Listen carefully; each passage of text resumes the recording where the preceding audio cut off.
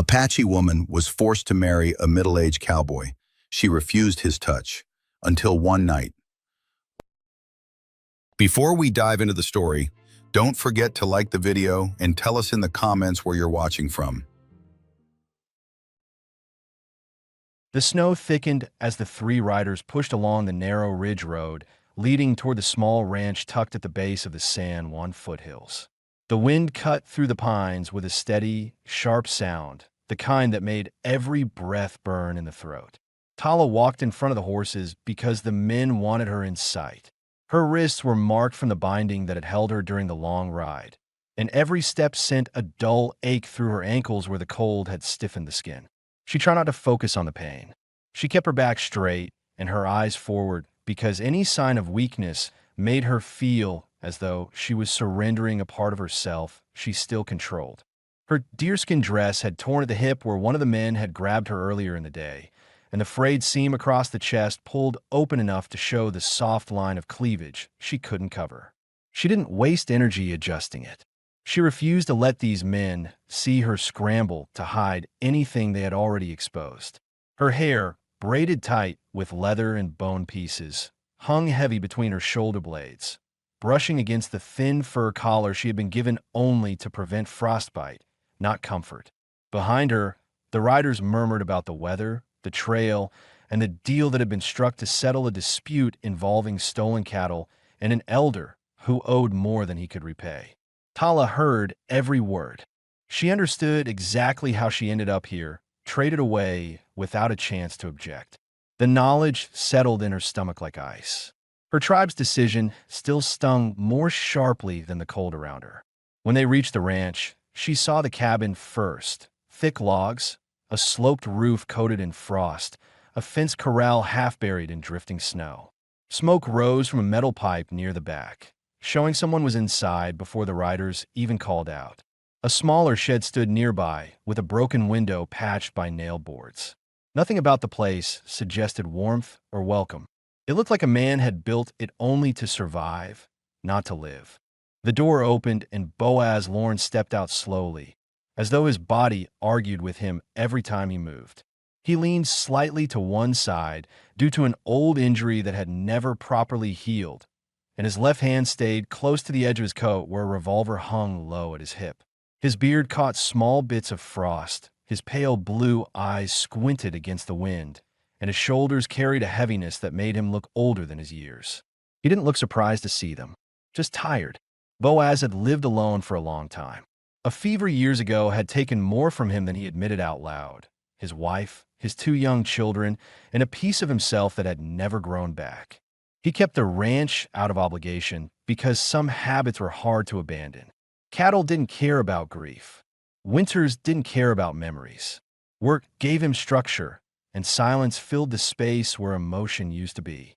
The trader dismounted, gesturing toward Tala as if she were an item listed on a ledger instead of a person.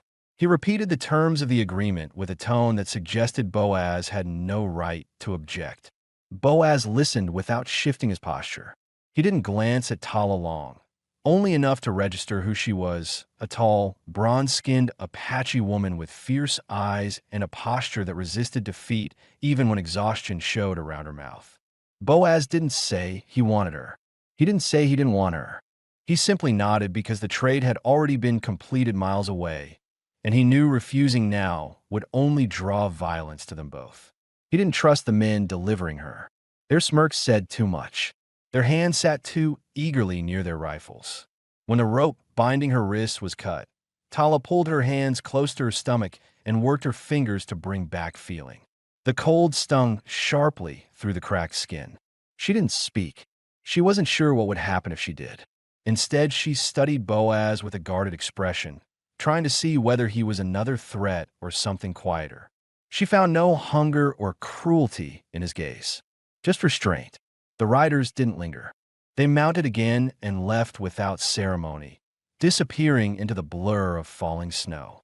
When their silhouettes vanished fully, the land around the cabin fell silent except for the steady crackle of ice beneath their horses' tracks settling into the ground. Boaz finally addressed her with a short instruction. Get inside before the cold gets worse. His tone carried no force. He sounded like someone who didn't know how to talk to another living soul anymore. Tala hesitated a moment before stepping past him. She wanted to show no fear, but entering a strange man's home made the back of her neck tighten. She braced her jaw, walked through the doorway, and let the heat from the fire inside wash over her skin. The warmth made her eyes sting unexpectedly. She blinked against it and studied the interior carefully.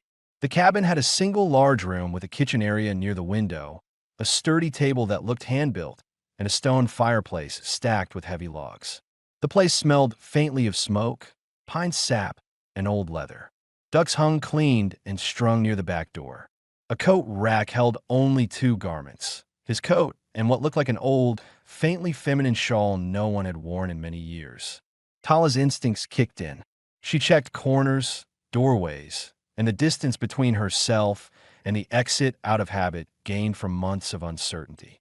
Her pulse slowed only slightly when she realized Boaz kept his distance near the threshold, not blocking her path. He pointed toward a small room at the end of the hallway. "You can stay there." His voice was gruff from disuse rather than anger. Tala entered the room with slow and cautious steps. The scent hit her first, faint lavender clinging to the wooden walls. She stopped when she recognized what kind of space she stood in. A child had once lived here. A carved wooden horse rested on a shelf, the eyes scratched from handling. A small set of blankets lay folded at the foot of the narrow bed. Everything was untouched, as if frozen in time. Her chest tightened.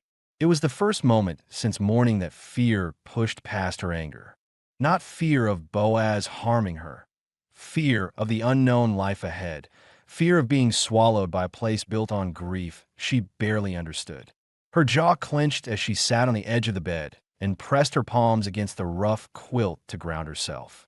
Boaz appeared in the doorway, but didn't step inside. He looked at the room the same way she did, though for different reasons. The loss behind his eyes stayed silent, but Tala noticed the faint tension in his shoulders and the way his breath stalled for a second before he exhaled slowly. He left without saying anything else, giving her space she didn't know she needed. Tala stayed seated for several minutes, piecing together the situation with slow, deliberate thought. She had been delivered to a stranger because her tribe wanted a debt erased. Boaz had not requested her and clearly didn't know what to do with her. She had no escape in this weather. Running into a snowstorm meant death. Staying meant navigating a man who kept his emotions hidden behind a wall she couldn't see through yet. She weighed these facts with the same measured logic she used in dangerous moments before. No panic, only calculation. Eventually, she stood and walked into the main room, needing to understand her surroundings. Boaz sat in a chair near the fire, elbows resting on his knees, coat still on, boots planted firmly, as if he had been frozen in that posture long before she arrived. The firelight hit his face in a way that revealed deep grooves carved by years of worry and solitude. Tala spoke for the first time since arriving, her voice steady but low. "I don't belong here." Boaz didn't look away from the flames. "I didn't ask for this either." His answer wasn't hostile. It was honest. The simplicity of his reply wasn't comforting, but it wasn't threatening either. Tala crossed her arms over her chest, careful not to draw attention to the torn seam. Her heart remained tense, but something in her eased slightly. He wasn't claiming her. He wasn't demanding anything. He sounded like a man forced into a situation he didn't want, but wasn't cruel enough to reject someone who would freeze outside. Night settled heavily. Wind pressed snow against the walls, and each gust made the logs creak. Tala returned to the child's room and lay beneath the quilt, not undressing, keeping her boots near the side of the bed in case she had to move quickly. Her eyes stayed open for a long time as she absorbed the new reality. Stranded on a ranch owned by a man who barely spoke and carried a history she didn't yet understand. In the main room, Boaz leaned back slowly, staring at the fire with a troubled expression that said he didn't know how to make room for another person in his life again. He stayed awake longer than needed, listening to the faint sounds coming from the back room, not out of suspicion, but because he felt responsible for someone he never asked to protect. Neither slept well, neither trusted the situation, but neither wished harm on the other. It was enough to survive the first night. The storm eased by morning, but the cold inside the cabin still pressed against Tala's skin when she sat up in the small bed, the air sharp enough to sting her throat as she exhaled. She listened for movement in the main room, unsure whether Boaz had slept at all or if he kept watch through the night. Her mind ran through everything she didn't yet understand, whether he planned to treat the forced marriage as binding, whether he expected obedience, whether she would be allowed any kind of autonomy on this land. Those questions pushed at her chest, not with panic, but with a hard and steady tension she needed resolved before the day unfolded further. She stepped out of the room quietly.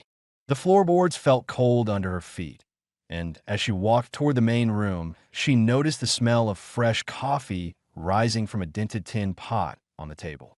Boaz stood near the stove with sleeves rolled up, stirring a pan of cornmeal with slow movements that matched the careful way he did everything. Deep lines sat beneath his eyes, telling her he hadn't rested much. He turned when he heard her approach, giving a short nod that acknowledged her presence without assuming familiarity.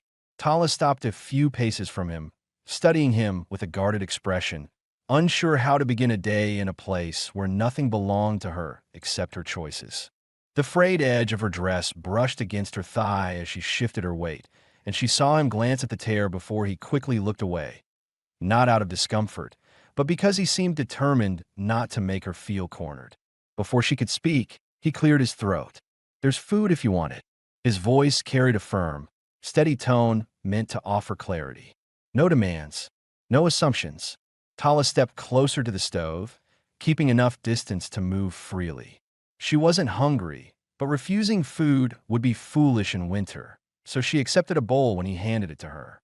His fingers brushed the back of her hand by accident, just a faint touch, but it caused a jolt inside her stomach she hadn't anticipated.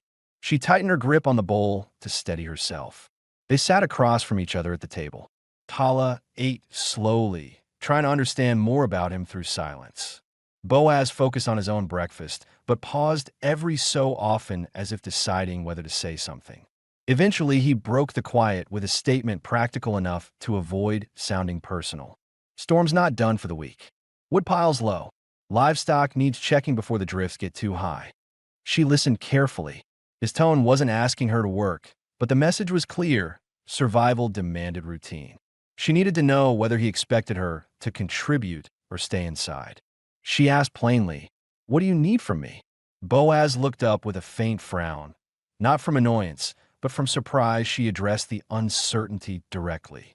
He sat back in his chair, weighing his words as a man who preferred action over conversation. "I don't expect anything you don't choose to do."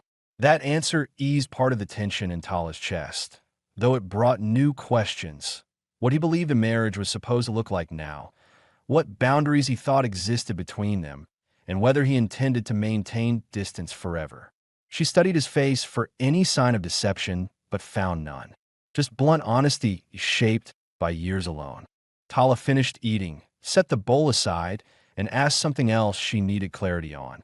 What exactly was agreed to yesterday? What were you told?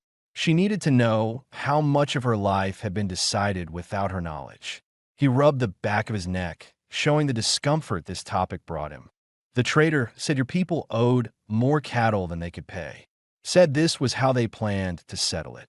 His jaw tightened slightly, and that refusing you would have caused trouble. Tala let the information settle. It matched what she suspected, but hearing it from him forced her to confront the reality that her tribe had traded her with little hesitation. The disappointment hit her harder than she expected, and she looked toward the window to hide the sting in her eyes. Her pride held steady, but the betrayal stayed sharp in her chest. Boaz watched her reaction closely, not with pity, but with a depth of understanding that came from surviving his own losses. He didn't approach or offer empty words. Instead, he said something practical, because he sensed she needed something she could rely on. "You're not bound to anything here except the weather. I won't force you into anything." His tone made it clear this wasn't an attempt to comfort her, but a truth he wanted her to carry into the day. The tension in the room shifted, not softened but leveled. After breakfast, Tala followed him outside with careful steps, wanting to understand the land she was trapped on.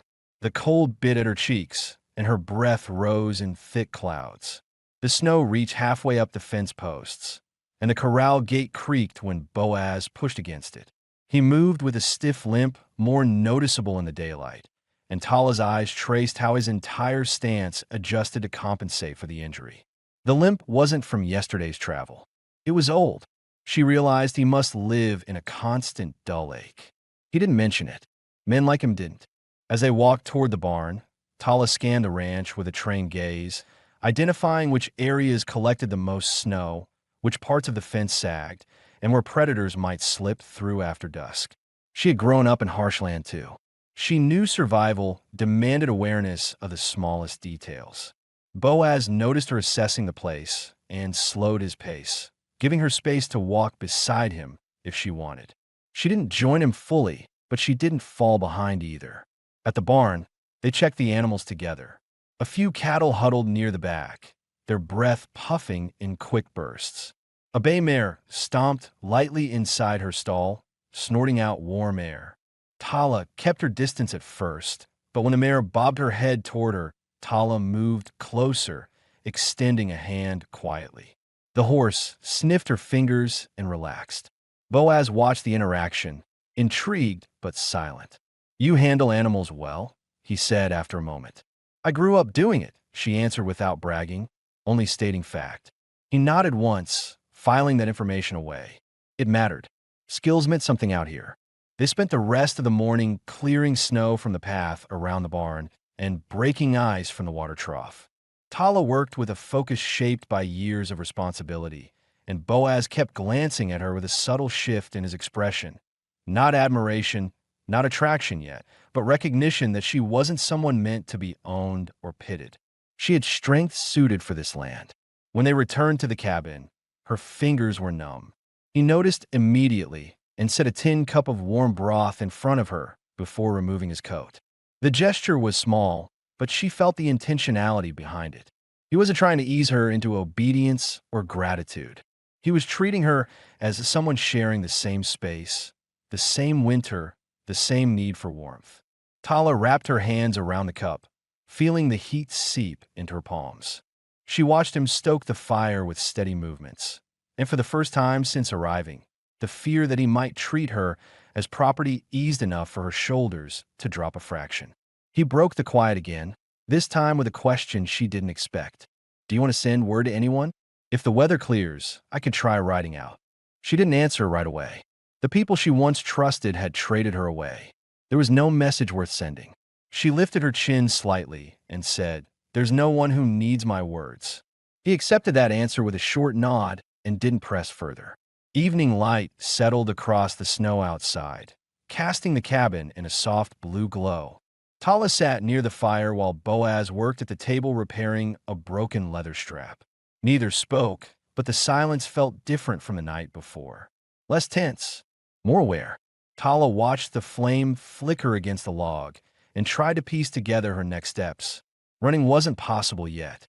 Staying meant learning how to navigate this unfamiliar man who operated with restraint she didn't fully trust but didn't fear either. She didn't know what tomorrow would bring, but she understood something clearly. Boaz Lorne was not a man who would harm her without cause. His distance came from grief, not hunger. For now, that was enough. And as the fire crackled between them, both understood that the uneasy truce of the first night had shifted into something different, still uncertain, but no longer hostile, leaving room for whatever the next day forced them to face together. The next morning brought a brittle stillness across the ranch, the kind that followed a night of deep freeze. When Tala opened her eyes, her breath formed a faint cloud in the cold room, and she felt the stiffness in her shoulders where yesterday's labor had settled. She rose carefully, adjusting the torn edge of her dress so she could move without catching fabric on the doorway, then stepped into the main room with the guarded calm she carried everywhere now. Boaz was already awake, leaning over a map spread across the table. His hair was damp from melting snow, suggesting he had been outside checking the lines before dawn. Tala paused by the doorway, watching him trace a finger along a boundary marked with charcoal. She realized this was the first time she had seen him focused on anything other than chores or firewood. The map, thick with folds and creases, showed a long stretch of land running up toward the low ridge, and she noticed several marks indicating grazing paths. Yesterday, she had wondered how much land he owned, how he kept it running alone, and why anyone would leave one man to handle so much by himself. Now she saw the answer. He simply did the work because no one else remained to do it. Boaz lifted his head when he sensed her presence. Snowbanks shifted last night, he said, tapping one of the marks. Some fence sections are gone. Wolves start circling when that happens. He folded the map slowly, his expression tightening. We'll need to reinforce the north line. Tala took in the information quietly, understanding what he wasn't saying. This wasn't simply about cattle wandering.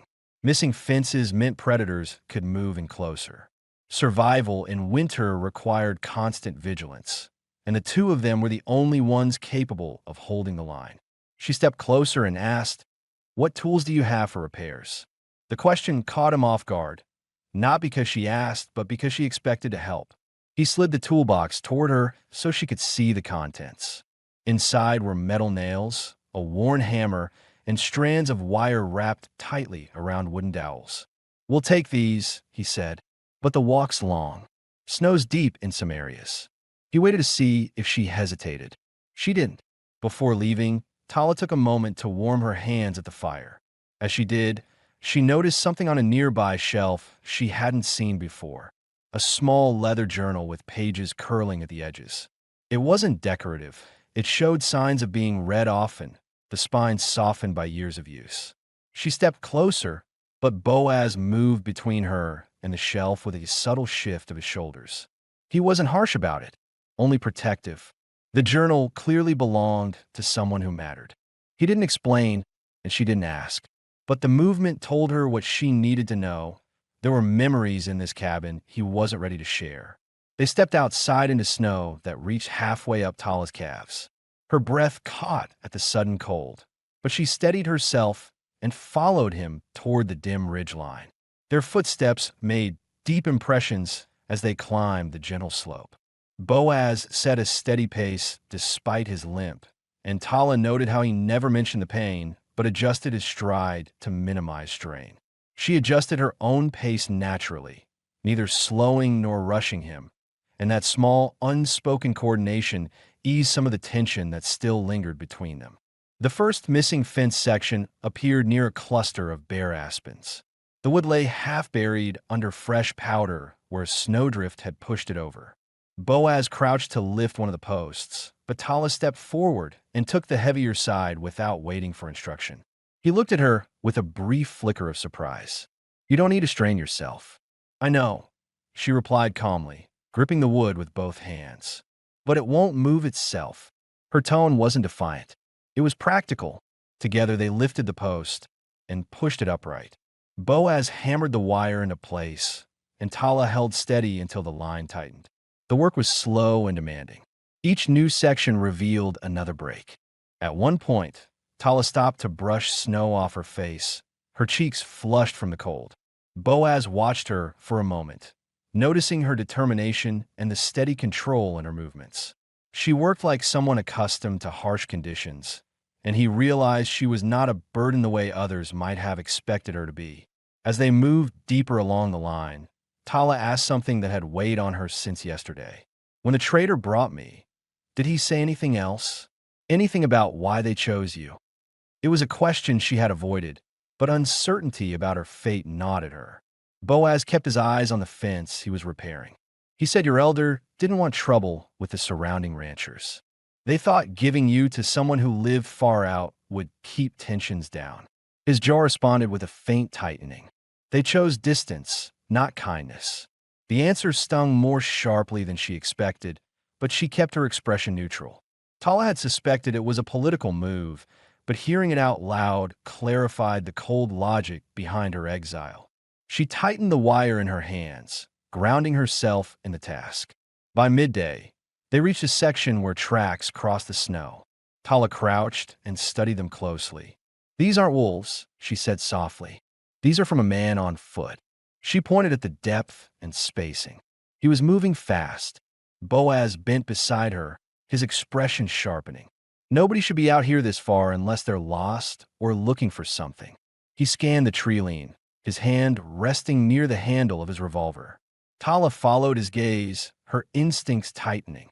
The prince led toward the ridge, not away from it. Could be someone scouting, she suggested. Boaz shook his head. Not in this weather. The tracks continued for several yards before slipping into a narrow pocket of rocks where the wind had erased the rest. Tala rose, brushing her palms against her dress. She felt the tension shift in him, not fear but alertness. Something unsettled him about the tracks. She watched him scan the horizon again, and for the first time since arriving, she saw the protector beneath the quiet exterior. He wasn't merely cautious. He was preparing for something. They reinforced the last section of fence and began the long walk back. The sky carried a pale gray tint, signaling another storm might roll in soon. Tala kept pace beside him, neither speaking for a long stretch. She had many questions, but held them back until her thoughts settled enough to form clear words. When the cabin finally came into view, Boaz spoke with a tone meant to lay new groundwork between them. If someone comes here, you stay behind me.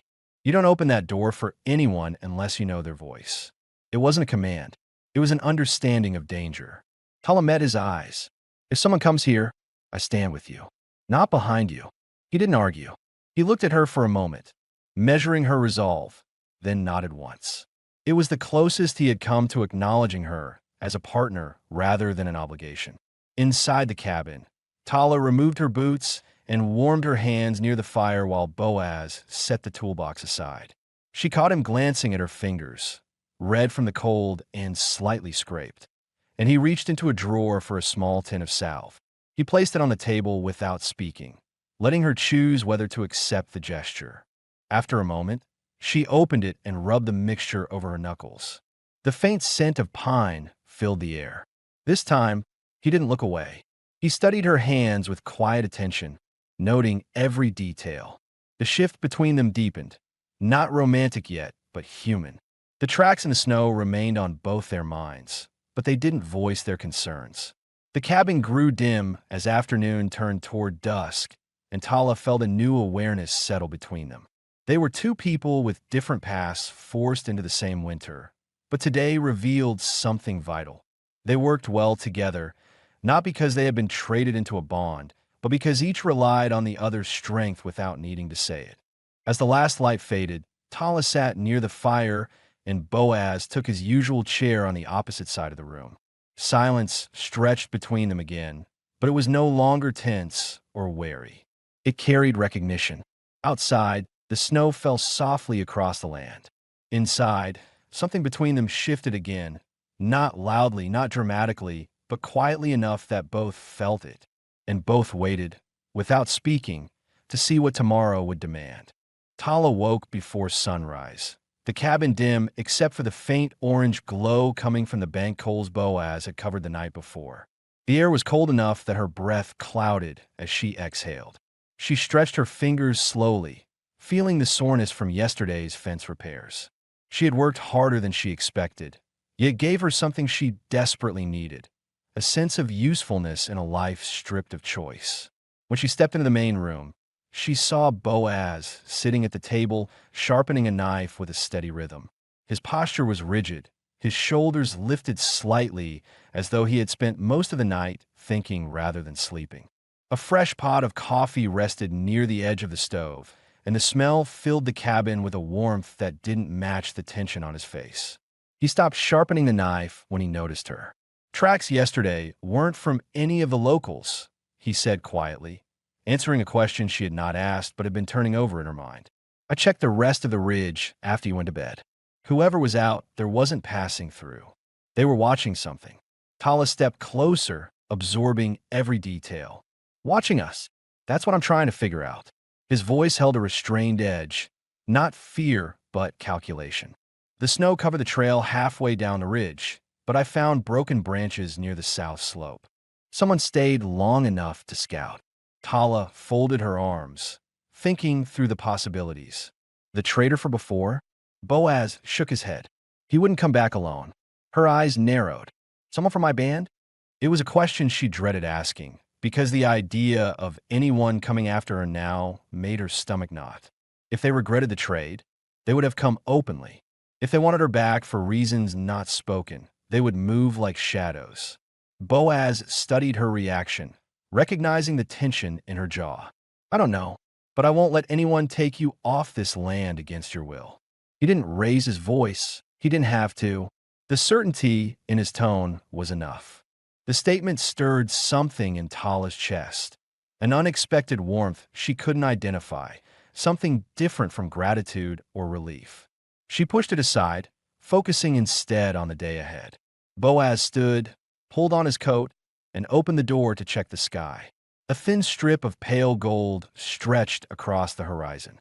We need to bring in the cattle from the north pasture before another storm hits. They'll freeze if we leave them out there. Tala grabbed her boots without waiting for instruction. The decision came naturally. She wasn't a prisoner chained to this cabin. She was a woman who refused to be useless. Outside, the air was sharp and dry. The snow crunched beneath their feet as they walked toward the pasture. The distance was longer than expected, and the terrain dipped into a shallow valley that held cold air like a basin. Tala felt the wind cut across her skin, but she didn't slow. Boaz's limp was more pronounced in the deep drifts, and though he never complained or paused, she saw him glance at the far ridge as if calculating how much longer he could push before the pain forced him to stop. Tala stepped ahead and broke the trail through the snow to ease his steps. Boaz noticed. He didn't thank her verbally, but his breathing eased slightly, and his pace steadied. When they reached the pasture, they found two cows trapped near a half-collapsed chute. The wooden rails had snapped under the weight of snow, leaving the animals unable to climb out. Tala immediately moved toward them, speaking softly as she approached. The tone of her voice, calm, steady, sure, had an immediate effect. The animals shifted but didn't panic. Boaz circled the fence and inspected the damage. We'll have to guide them out one at a time. The ground under that snow's uneven. Tala positioned herself behind the first cow, guiding it with firm movements and a few sharp clicks of her tongue. Boaz blocked the exit so it wouldn't slip down the slope. When the cow finally climbed out, Tala felt the strain in her legs, but she kept moving to the second one without giving herself a moment to rest. Boaz watched her with a deepening respect he hadn't voiced yet. She wasn't timid, and she wasn't fragile. She belonged to hard land the same way he did. After the animals were freed, Tala brushed snow from her arms, exhaling in exhaustion. Boaz stepped closer, studying her expression. "You're good at this," he said, the sincerity in his tone unguarded. She didn't look away. "I told you. I grew up working. You didn't have to help this much." "I did." Her voice carried no hesitation. The wind picked up again, snapping loose strands of her hair against her cheek. Boaz reached out slowly, brushing the snowflake that caught in her braid. He didn't push the gesture further. He didn't linger. But the brief contact carried a warmth Tala felt down to her chest. For a moment, neither moved. But the silence broke when Tala looked toward the edge of the pasture and saw something tucked between two trees, another track. She walked over and crouched, brushing snow aside until the shape became clear. A boot print. Fresh. Boaz joined her, his jaw tightening as he knelt beside the track. "Whoever this is," he murmured, "they're getting closer." The wind quieted, and the only sound came from the distant lowing of cattle. Tala straightened slowly. Why come here? If someone wanted trouble, they would have shown themselves. Boaz stood with her, his eyes locked on the tree line. Unless they're waiting for the right moment. He scanned the land again, tension building in his shoulders. Then he turned to her with deliberate calm. "From now on, you stay where I can see you when we work outside." Tala didn't argue. She understood the unspoken truths behind the instruction. The man watching them wasn't lost. He wasn't curious. He was planning something. The walk back to the cabin carried a new heaviness. The wind pressed hard against Tala's face, but she kept pace beside Boaz, matching his stride without falling back. Their silence was no longer born of discomfort. It was shaped by shared awareness. Inside the cabin, Boaz lit the lantern and placed it on the table. Tala removed her gloves, flexing her hands until warmth returned. He watched her quietly before saying, "If someone's tracking this ranch, it's not because of me." Tala understood immediately. Her chest tightened, not from fear, but from the realization she had been avoiding since the previous night. "Someone from my band," she whispered, her voice controlled but strained. "Or someone paid by the traitor." Boaz didn't press her. He didn't question her. He simply stepped closer, his tone firm enough to settle any uncertainty. "No one gets to decide your fate except you. Not anymore." For a long moment, Tala held his gaze without looking away. Something unspoken passed between them. Recognition, maybe trust beginning to form, or the early shift of two people forced together by circumstance, but beginning to choose each other in quiet ways neither would admit yet. Outside, snow blew against the windows. Inside, their resolve hardened. The next day would bring answers neither of them wanted, but both of them needed. Tala woke to the sound of boots on the porch, light steps, careful, not Boaz's heavy stride. Her eyes snapped open instantly. The cabin was dim, only a thin band of dawn filtering through the frost-covered window. She listened without moving. The sound repeated, one step, then another, too slow for someone approaching casually and too deliberate for an animal. Boaz was already standing by the door with his rifle in hand, jaw clenched, shoulders squared. He hadn't slept. She saw it in the tightness around his eyes and the stiffness in his back. He tilted his head toward her room so she would stay out of sight, but Tala ignored the signal and stepped quietly into the main room, planting herself beside the hearth where she could react if needed. The footsteps paused. The silence stretched, thick and tense, until a single knock tapped against the wood, soft, measured, almost hesitant. Boaz didn't open the door. "Say your name," he ordered, voice controlled. A breath of cold air slipped through the cracks as a man outside answered, "Elijah Gray. From the settlement east of here." Tala frowned. She had never heard the name. Boaz lowered the rifle slightly, but didn't relax. "Why are you here at dawn?" The man outside hesitated. "I'm looking for someone." "A woman. Said she was brought this way." Tala's chest tightened. Her pulse began to hit faster. Boaz shot her a sharp glance. Half warning, half confirmation of the danger she suspected. He opened the door just enough to see the visitor. Elijah stood in the snow wearing a thick wool coat, scarf up to his chin, cheeks red from wind. He wasn't a threat at first glance. Shorter than Boaz, slimmer, unarmed except for a knife at his belt, but his eyes carried something Tala recognized immediately. Fear wrapped in urgency. "What woman?" Boaz asked. Elijah swallowed hard. "An Apache woman. The trader who passed through our settlement said she was taken west. My sister saw the men leading her." His gaze drifted past Boaz's shoulder, searching the shadows inside the cabin, and his voice cracked with something raw. "My wife disappeared 3 days ago. She's Apache," the trader said. "He said perhaps your rancher here acquired one, and—" Tala stepped forward before Boaz could stop her. "I'm not your wife," she said sharply. Elijah froze, realizing how his words sounded. I didn't mean. His breathing turned shallow. "My wife is missing. Her name is Marana. She doesn't speak English well. She carries a small scar by her jaw. If she passed through, if someone saw her, I need to know." Tala studied him carefully. His panic wasn't feigned. His face wasn't hungry with claim or ownership. It was filled with real fear for someone he cared about. She stepped closer, reading his posture, the tremor in his hands, the desperation in his expression. Boaz shifted his stance subtly, keeping the rifle angled to the ground but ready. "We haven't seen her," he said. "No one came through here except the men who delivered Tala 2 days ago."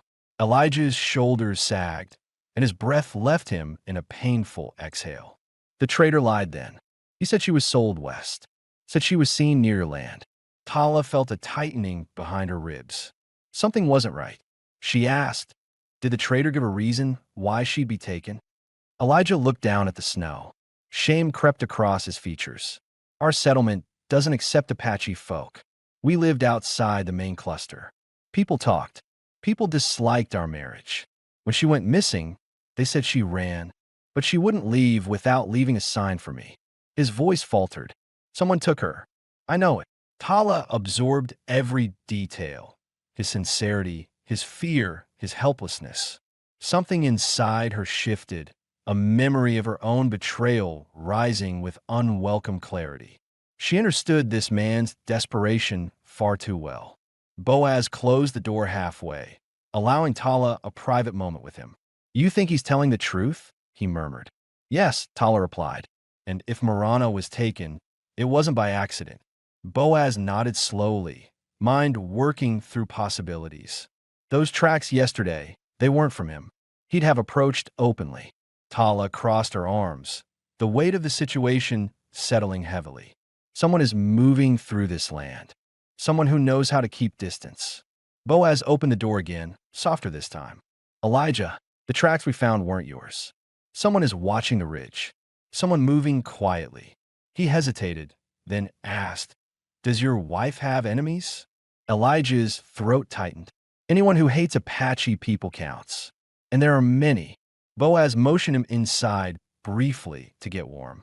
Tala watched the man step near the fire, trembling from more than cold. Boaz poured him coffee while Tala kept her distance, studying him with a protective suspicion. She still didn't trust strangers, but Elijah felt like a man stumbling through grief, not danger. When his hand stopped shaking, Tala asked the question Boaz hadn't yet. Why did the trader say, I was your wife? Elijah blinked in confusion. He said that? No, he hates my wife's people. He mocked me when he heard I married her. He'd never mistake you for her. Tala and Boaz exchanged a glance that carried the same realization. The trader wanted someone searching, but not for Marana. For Tala. Elijah looked up, sensing something change in the room. What is it? Boaz answered plainly. Someone wants Tala back, or wants her for reasons we don't know. He took a breath, steady and calm. And whoever made those tracks, he's not scouting livestock. Tala's stomach tightened. She disliked being hunted. She disliked being a piece in someone else's dealings even more. Elijah stood, straightened his coat, and looked at Tala with open apology. I'm sorry for disturbing your home. I just needed answers. He took a step toward the door. But if someone is coming for her, then someone might be coming for my wife too. Tala felt a spark of understanding. The trader was moving women like goods. She was not the first. Marana might not be the last. Elijah's voice trembled. If you learn anything at all, please send word down the valley. I'll keep searching. Boaz walked him out, watching him disappear into the early morning fog. When the door closed again, Tala stood near the fire, her heartbeat steady but her jaw tight. Boaz approached slowly. What are you thinking? That whoever took his wife is connected to those who traded me, she said quietly.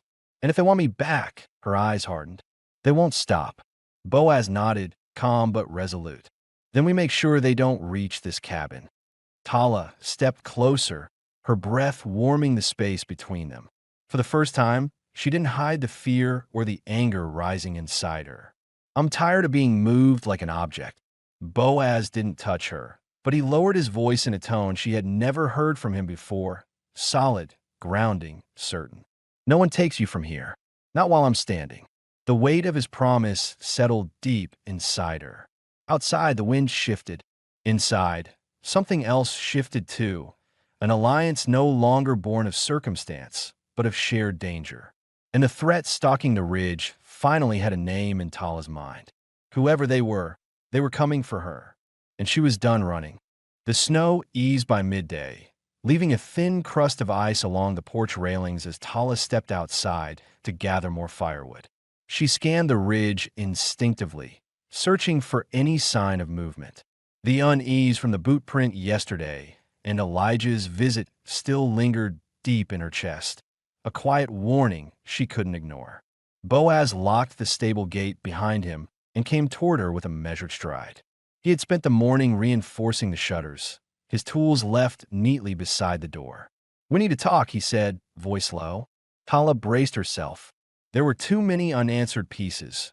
Who wanted her back, what the trader had gained by lying, and why a stranger watched their land. Inside the cabin, Boaz set a folded bundle on the table. "These belong to my daughter," he said. Tala froze, unsure how to respond, but he continued with a steady tone. "Clothes that'll keep you warm. Your dress won't hold if we have to move fast." The gesture was unexpected. Practical, not sentimental. She nodded, touched by the trust implied in offering something so personal. She unfolded the garments carefully. A wool coat, thick leggings, leather boots, softened by age. Tala placed her hand on the coat, feeling warmth trapped in its fibers. Boaz stepped back, giving her space, but she saw the strain in his shoulders. Sharing anything from that room cost him more than he showed. Tala broke the silence. "If someone wants to take me, they'll send more than footprints next time." Boaz's jaw tensed. "I know. That's why we're changing how we move." He pointed to the map on the table. "Tracks are near the ridge and the pasture. They're circling. Whoever it is, they know the land well." Then he added something she had not expected. "And they're not working alone." Tala straightened, pulse quickening. "How do you know?" "This morning I found impressions near the stream. Lighter than a full-grown man, but bigger than a child. Someone else is marking the route. 2 trackers, not one." Tala inhaled slowly. "My tribe would never send a pair. And the trader wouldn't risk this far north alone." She pressed her palms against the table as her mind sorted through options. "Then it has to be someone who profits from taking women." Her voice trembled, not from fear but anger. Boaz nodded once. "Which means they won't give up." He turned toward the window, watching the dim sky shift as clouds moved west. "If they're tracking daylight patterns, they'll come when visibility's lowest. Tonight or tomorrow." Tala felt her breath tighten. "We can't just wait for them to knock." "We won't." He motioned for her to sit. "There's something I need to tell you." She hesitated, then sat opposite him. His voice took on a heavier tone. "Years ago, before the fever, I worked with a small patrol out of Silver Rail. We dealt with men who abducted families from traveling groups.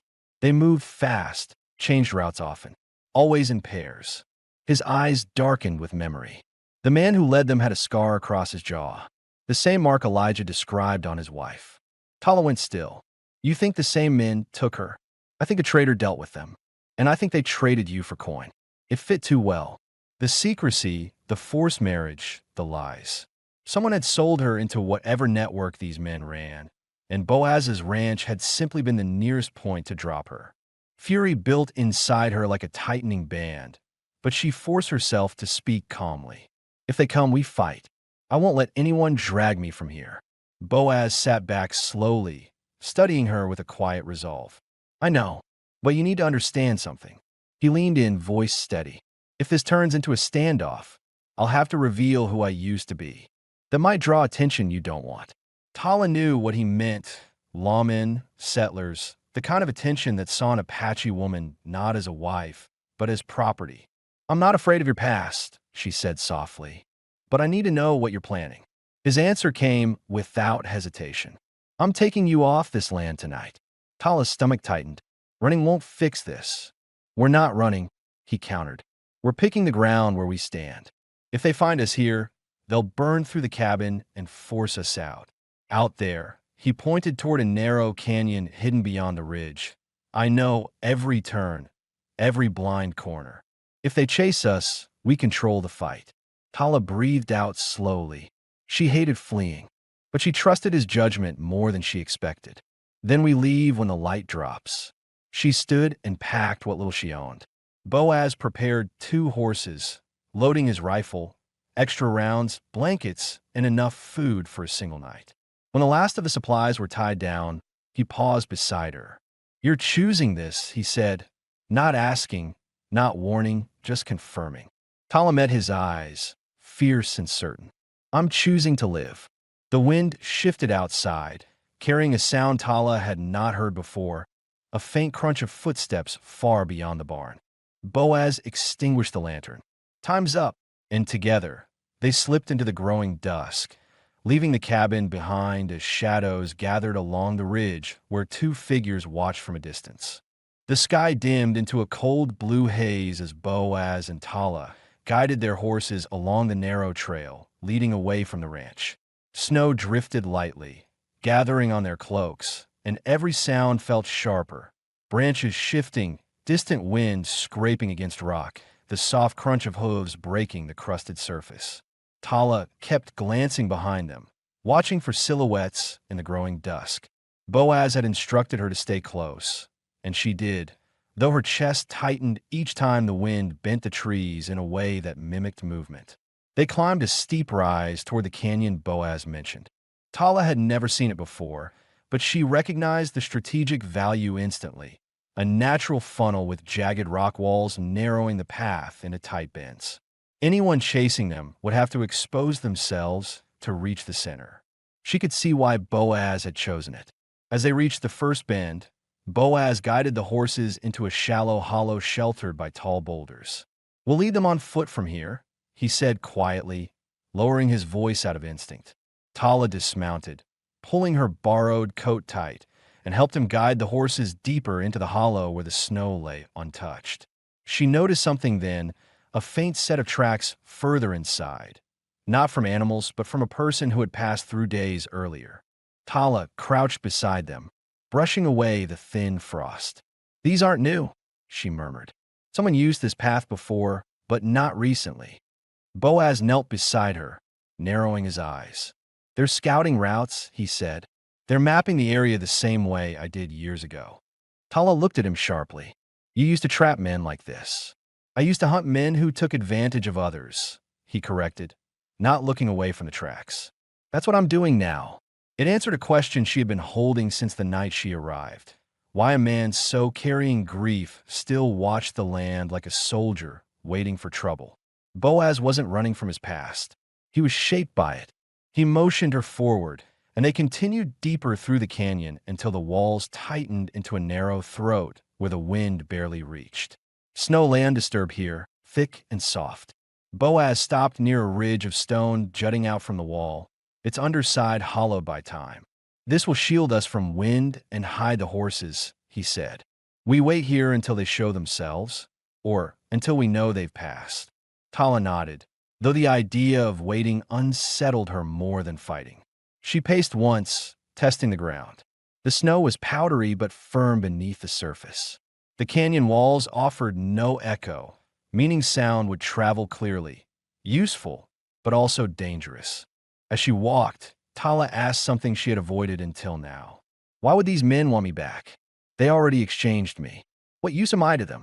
Boaz rested a hand on the saddle horn, thinking carefully before answering. "You weren't traded for dead alone. The trader knew someone who wanted Apache women for sale. When your elder offered you instead of cattle, it saved the trader effort. He never intended to leave you at my ranch permanently." Tala's breath hitched, anger rising hard at her throat. "So they'll come expecting to reclaim what they think they lost." Boaz nodded once. "Yes, but they didn't expect you to be here with someone willing to fight." Tala clenched her fists, grounding herself. She wasn't a helpless prize. She wasn't going back. The wind shifted again, carrying a faint noise from the canyon mouth. Tala stiffened. Boaz drew his rifle without sound. They moved together to the ridge's edge, stepping behind a line of rocks tall enough to shield them while still offering sight of the trail. The sound came again, distant snapping of branches. Tala felt her pulse surge, but her breathing remained steady. A shadow emerged between the trees. Then another. Two men, just as Boaz predicted. They moved slowly, scanning the terrain with the precision of trackers who had done this many times. One was tall, wearing a thick black coat, his posture confident, scanning both sides of the trail. The second was shorter, stockier, carrying a long rifle strapped over his shoulder. They spoke softly, but the canyon carried sound. Tala strained to hear the words. "Should have been right here." Trader said the ranch was close. "Tracks lead west." They couldn't have gotten far. They were hunting her. Not wandering, not guessing. Hunting. Boaz's jaw tightened, and Tala saw something shift in him. A cold clarity she had not witnessed before. Not fear, not hesitation. Preparation. The taller man lifted a spyglass, sweeping the ridge. Boaz pressed Tala's shoulder, guiding her lower behind the rock.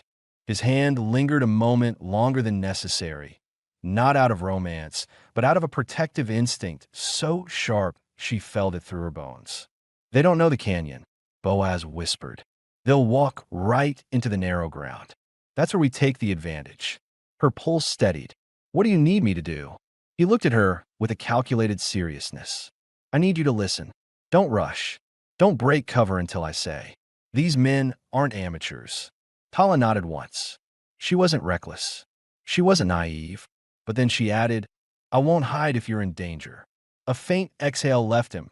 Not frustration, something closer to acceptance. I know.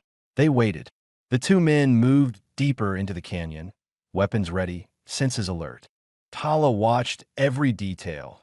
The way the tall one favored his right side, the way the shorter man shifted his weight before stepping, the scanning pattern of their eyes. They weren't rushing. They were confident. Too confident. Boaz raised two fingers, signal. Then he pointed to the narrowest stretch where the canyon walls pinched the trail into a choke point. Tala understood immediately. They would confront them there, where movement narrowed, where rifles took too long to raise, where the terrain chose the winner. The shadows lengthened as the men reached the choke point. Boaz whispered now. Tala stepped out with him, not behind him, not away from him, beside him. The canyon had held its breath. Now it was ready to break. The canyon tightened around them, the cold air still enough that Tala heard the snow shift beneath the intruder's boots. She and Boaz stepped from behind the rocks at the exact moment the two trackers entered the choke point. The narrow path forced everyone close, no room for flanking or retreat. The taller man reacted first, jerking his hand toward the revolver at his hip, but Boaz already had his rifle raised, barrel pointed directly at the man's chest. Don't, Boaz warned, voice steady enough to cut through the tension. The shorter man froze mid-movement, eyes locked on Tala, as though he recognized her. She read the calculation in his stare, surprise, then certainty. These were men who expected her to be frightened. They expected her to break. Tala lifted her chin instead, grounding her stance. The tall one sneered. So the rancher ain't alone. That complicates things. Boaz didn't look away. State your business. The man stepped forward half a pace. We're here for what was stolen. His tone carried no shame. The woman. She belongs to the trader who paid for her. Tala felt the words hit like a blade pressed against bone, but she kept her breathing even. I was not stolen, she said, her voice cutting across the canyon. I was traded by men who had no right to speak for me. The shorter man's expression hardened. Doesn't change the deal. She's marked for transport. Contract says she's delivered back east. Boaz shifted his grip, his entire frame tightening. She's not leaving with you. The tall man smirked. You think you can stand against all of us? Boaz's eyes narrowed. There are only two of you. A slow, cold grin spread across the man's face. For now, that single phrase confirmed everything Tala feared. More were coming. This pair was only the first wave, meant to find her location, not finish the job. Tala stepped forward before Boaz could stop her, her voice controlled but sharp as flint. Why do you want me? Speak plainly. The shorter man lifted his chin. You fetch a high price. Tall, young, strong. Traders like women who can survive long miles without slowing the convoy. They said you fought them on the way out. Buyers pay extra for spirit. Tala's stomach twisted, not from fear but from a rising fire that blazed under her ribs. She had been traded like livestock. She had been assigned value without consent. The humiliation cut deep, but the fury steadied her legs. Boaz stepped closer to her, placing himself slightly between her and the men. You won't touch her again. The tall man started to lift his gun. Then we take her by force. Before he cleared the holster, Tala moved. She lunged for the nearest loose stone and hurled it with quick, precise strength. It struck the tall man's wrist, knocking his revolver from his grip. He cursed and grabbed his arm in shock. Boaz fired a single warning shot into the dirt at the shorter man's feet, sending snow bursting upward. Next one isn't a warning. The canyon echoed with the crack, the sound traveling instant and sharp. The tall man stumbled back, realizing too late they had underestimated both of them. This ain't over, he barked, grabbing his wounded partner. They backed out of the choke point, retreating through the trail they had entered from, disappearing into the trees with hurried, uneven steps. The silence afterward felt heavier than before. Tala exhaled slowly, the adrenaline shaking her arms. Boaz lowered the rifle but didn't relax. He watched the path long after the men vanished from sight. "They'll return," he said quietly, "and they won't come alone." Tala brushed the snow from her palms, steadying herself. "Then we don't stay in one place." Boaz turned toward her, the tension in his expression easing only when he saw she wasn't frightened. She was determined. "You moved fast," he said quietly. "I've had to," she answered. "My whole life." Boaz's gaze softened, and Tala felt something shift between them. An understanding deepening, a bond strengthening under pressure neither asked for but both needed. He stepped closer. "We'll head farther into the canyon. There's a hidden split past the ridge. Only people who trapped here would know about it." He paused, voice calmer. "They won't find us there." Tala nodded. "And when they come looking," Boaz met her eyes with a steady gaze. "We choose the place where the fight ends." They retrieved the horses and moved deeper into the canyon as twilight thickened into night. The temperature dropped, their breaths rising in pale clouds. Tala kept close, listening to every sound behind them, knowing the men would return with reinforcements. But she felt no panic. Not anymore. Because for the first time since being traded, she wasn't navigating danger alone. She was standing beside a man who chose to protect her. Not because he was required to, not because she was forced upon him, but because he wanted to. And tonight, that made all the difference. Night settled heavy and cold as Boaz and Tala reached the hidden split deeper inside the canyon. A narrow passage shielded by two overlapping slabs of stone. The horses fit through only because Boaz knew exactly where to guide them, stepping sideways and pressing close to the rocks. Beyond the split lay a hollowed basin, wide enough to move freely, yet tucked beneath high ridges that hid any flicker of fire or motion from the valley below. Tala immediately understood why he brought her here. The land itself formed a shield. Anyone entering would choke into a single file line, vulnerable, exposed, predictable. They set the horses near a natural outcrop where wind couldn't reach. Snow drifted softly across the basin, building pale mounds in the corners. Tala collected fallen branches, while Boaz arranged stones into a low wall facing the direction the men would come. Every movement was deliberate, every decision driven by experience neither of them needed to explain. Tala paused as she stacked the wood. She realized something unanswered had lingered since their escape from the cabin. "Boaz," she said quietly, "why did you accept me that day? Even if the traitor forced it, you could have refused. You didn't owe anyone anything." Boaz tightened the strap on his rifle holster before answering. "Because leaving you with those men would have killed you." He kept his back turned a moment longer. "And because when I saw you standing there, you looked like someone who'd already been pushed far enough." He finally faced her, eyes steady. "I couldn't be part of that." The sincerity hit her deeper than she expected. She nodded once, a quiet acceptance of a truth she hadn't dared assume. "You saved me before either of us understood what was happening." He didn't deny it. Before Tala could say more, a distant crack echoed off the canyon walls. She stiffened instantly.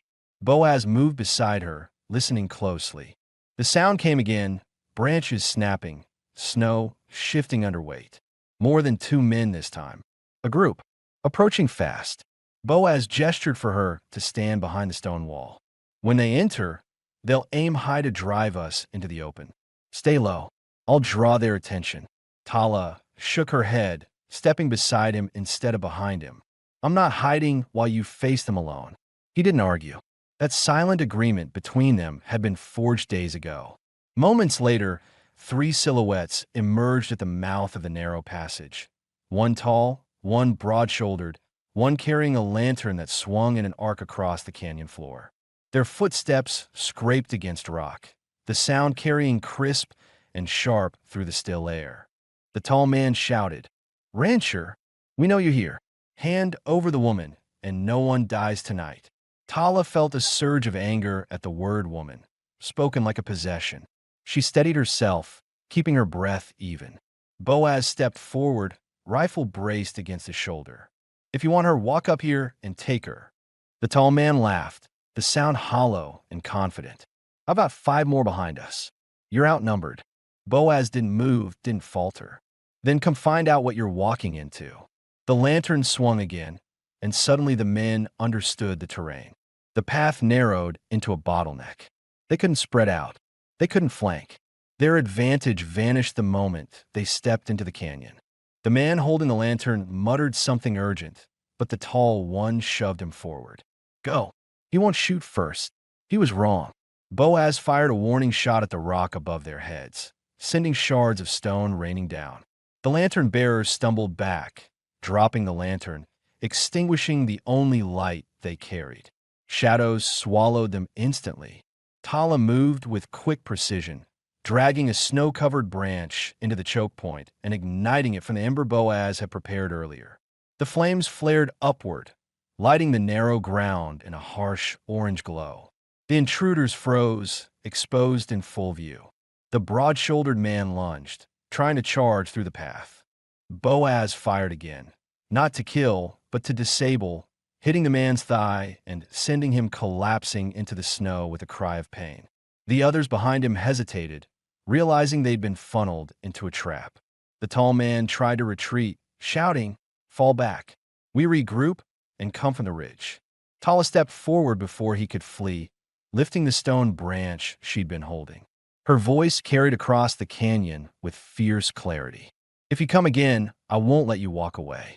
The tall man hesitated, thrown off by the controlled fury in her words. He looked between her and Boaz, weighing the risk, and finally spat into the snow before dragging the injured man back toward the trail. The others followed, slipping into the shadows of the canyon until the sounds of their retreat faded entirely. Silence returned, deep and absolute. Tala lowered the burning branch, letting the flames die into the snow. Boaz stepped beside her, lowering his rifle. His breath left him in a slow exhale. "They won't return," he said. "They'll know this land isn't worth dying in." Tala watched the empty passage, ensuring no one lingered. When she finally turned to him, something unspoken hung between them, the recognition of what they had faced and survived together. Boaz approached her slowly, not out of hesitation, but because the moment deserved care. "You didn't hesitate," he said, voice softer now. "You stood with me." Tala's heartbeat steadied, but her voice remained firm. "I stood where I chose to stand. I'm done letting others decide my fate." He reached out, brushing his fingers lightly against hers, not claiming, only connecting. She didn't pull away. The contact felt earned. She stepped closer, resting her forehead against his chest, letting her breath settle against his warmth. Boaz wrapped an arm around her shoulders, holding her gently, the first time he allowed himself such closeness. After a long moment, Tala whispered, "What happens now?" Boaz lifted her chin slightly, so she would meet his eyes. "Now we go home. Together." The word home settled through her like a weight finally lifted. They returned to the ranch by sunrise, tired, cold, but alive. The cabin stood exactly as they left it, untouched by danger. Tala walked inside first and felt something unfamiliar but welcome, a sense of belonging. Boaz followed behind and closed the door with a quiet finality. "You stay here as long as you choose," he said, voice grounded and certain. "And if you choose to stay forever, I would welcome that." Tala stepped toward him, placing her hand on his chest where she had rested the night before. "I choose this," she said. "I choose you."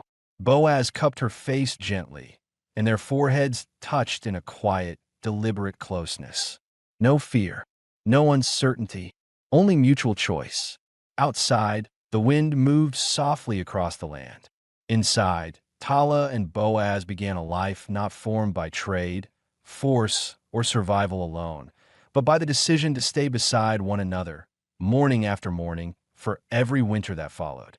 And their story ended where all chosen families begin, with safety, with warmth, and with the clear knowledge that neither would ever face the world alone again.